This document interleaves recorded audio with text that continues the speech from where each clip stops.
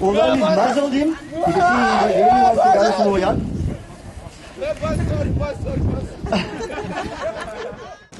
Mechem en Jacaranda FM het gister in Pretoria gewys waar die blaf van hulle byt sit, toe hulle 'n nuwe groep opgeleide honde onthul het. Hierdie honde gaan in reservate renosterstropers vastrek of ten minste hul merk agterlaat.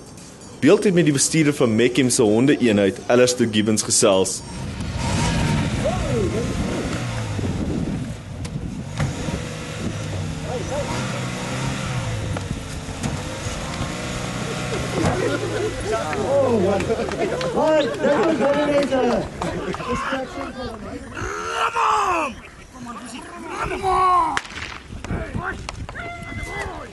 Jy weet, ons gaan nie vir die soort hond nie. Ons gaan nie vir pedigree honde nie. Ons kies ons honde op 'n werkende hond. Ons het riglyne waarna ons soek.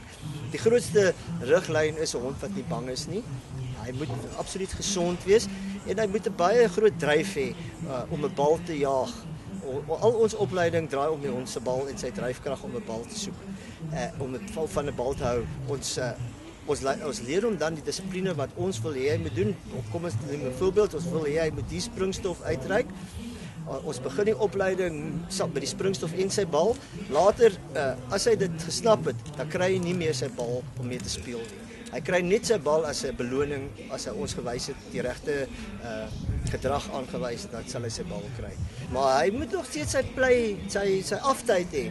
En ons moedig dit aan, as die geleide klaar gewerk is die dag, kan hy, as hy wil gaan braai by 'n dam, of hy wil see toe gaan, dat hy net sy hond saamvat, en die hond kan gaan swem, en hy kan 'n ander speelding gebruik, hy kan 'n frisbee gebruik, en 'n frisbee gooi, en nog speel met die hond. Die hond moet nog steeds daai vrye tyd hê.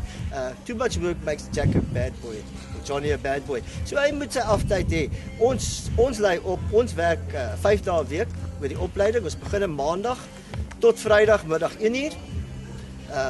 Dan breek ons vir die naweek dat die hond ook rus.